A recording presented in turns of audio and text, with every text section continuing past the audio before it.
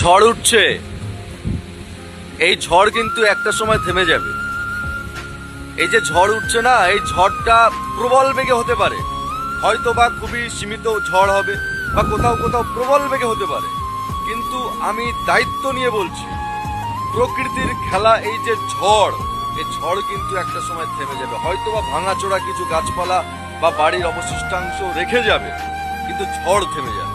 ঠিক তেমনি ভাবে আপনার জীবনে যে ঝড়টা উঠেছে, হয়তো এই ঝড় থেমে যাওয়ার পরে কিছু অবশিষ্টাংশ থেকে যাবে, কিন্তু আপনার জীবনের ঝড়টাও কিন্তু থেমে যাবে।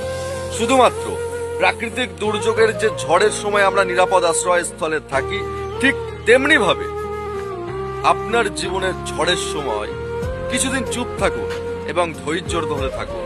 ঝড় থেমে যাবে আপনার জীবনেও প্রকৃতির ঝড়ের মতো। Thank you so much.